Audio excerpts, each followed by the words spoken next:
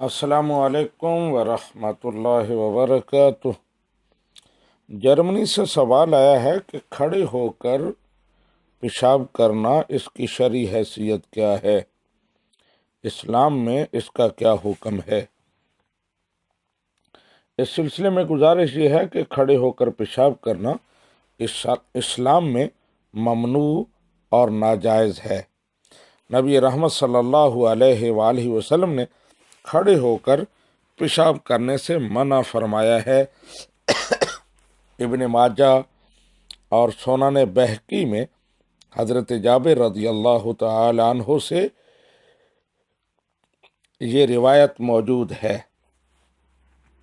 اور اس کے علاوہ کھڑے ہو کر پیشاب کرنے سے بہت ساری خرابیاں واقع ہوتی ہیں، بہت ساری محرمات کا ارتکاب ہوتا ہے، لہٰذا کھڑے ہو کر پیشاب کرنے کی گنجائش اسلام میں نہیں ہے۔ وہ خرابیاں کیا ہیں؟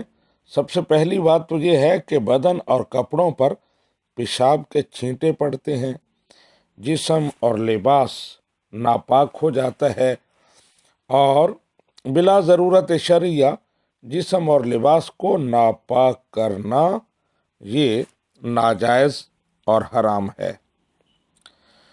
دوسری خرابی یہ ہے کہ کھڑے ہو کر پیشاب کرتے ہیں تو جسم پر چھینٹے پڑتے ہیں، اور نبی رحمت صلی اللہ علیہ وآلہ وسلم نے ارشاد فرمایا، ان عامت عذاب القبر منہ،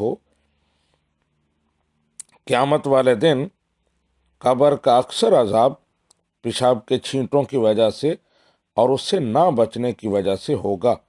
تو کھڑے ہو کر پیشاب کرنے والے اپنے آپ کو اس وعید کا مستحق بناتے ہیں۔ تیسری خرابی اس میں یہ ہے کہ جب کھڑے ہو کر پیشاب کرتے ہیں تو بے پردگی ہوتی ہے۔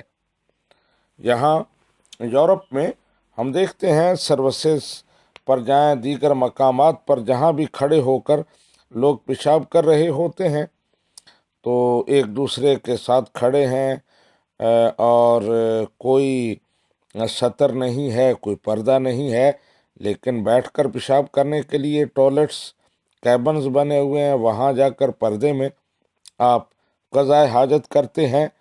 تو یہ بھی ایک بہت بڑی خرابی ہے۔ نبی رحمت صلی اللہ علیہ وآلہ وسلم نے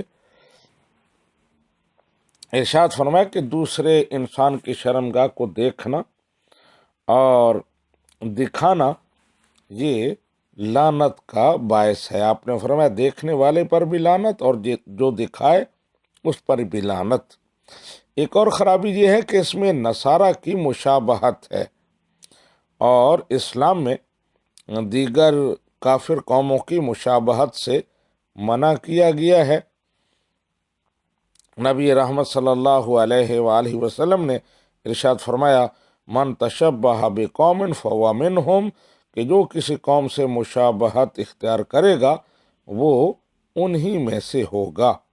آج کل جو لوگ کھڑے ہو کر پیشاب کرتے ہیں انہوں نے یہ علت اور یہ بری عادت نصارہ سے لی ہے، ان کی مشابہت اور ان کی اتباع میں ایسا کر رہے ہیں، تو یہ بھی ایک بہت بڑی وعید ہے، بہت بڑی خرابی ہے۔ تو اللہ تعالی ہمیں اس سے بچنے کی توفیق عطا فرمائے۔ ھذا ما عندی واللہ ورسولہ اعلم بالصواب۔